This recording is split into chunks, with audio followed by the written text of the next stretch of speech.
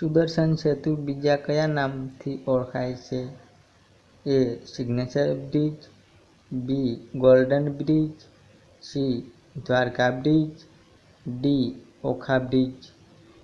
જવાબ A. Signature bridge.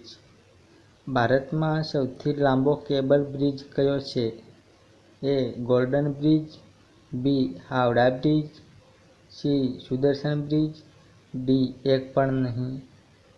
જવાબ C. Sudarshan bridge. Sudarshan Setu કયા બે સ્થાનોને જોડે છે? એ. ઓખા અને બેટ દ્વારકા, બી. પોરબંદર અને દ્વારકા, સી. જામનગર અને દ્વારકા, ડી. એક પણ નહીં. જવાબ એ.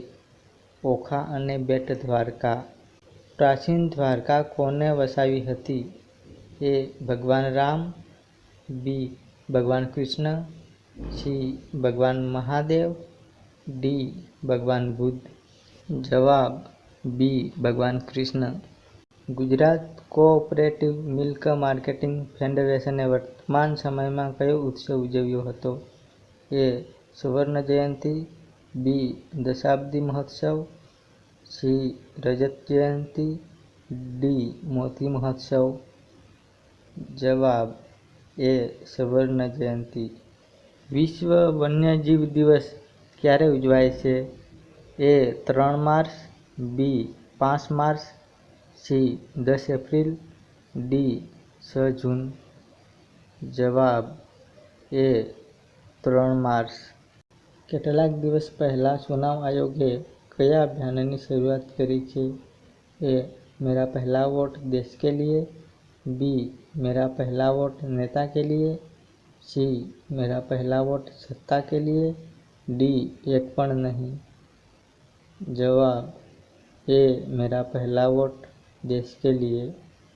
ભારતના કયા પ્રધાનમંત્રીએ સમુદ્રમાં જઈને પ્રાચીન દ્વારકાનું દર્શન કર્યું છે?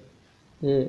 માનનીય પ્રધાનમંત્રી નરેન્દ્ર મોદીજી, બી. માનનીય પ્રધાનમંત્રી ઇન્દિરા ગાંધીજી, સી. માનનીય પ્રધાનમંત્રી અટલ બિહારી વાજપેયીજી, ડી. માનનીય પ્રધાનમંત્રી જવાહરલાલ નહેરુજી. જવાબ એ.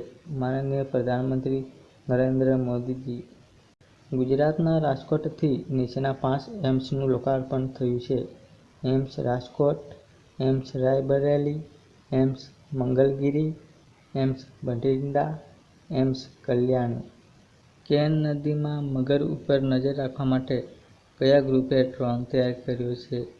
ઉત્તરાખંડનું રૂડકીમાં રોટર પ્રેસિઝન ગ્રુપ્સને વિલ્ડ લાઇફ ઇન્સ્ટિટ્યૂટ ઓફ ઇન્ડિયાની મદદથી ડ્રોન તૈયાર કર્યો છે. આપનો ખૂબ ખૂબ આભાર. Like, share and subscribe.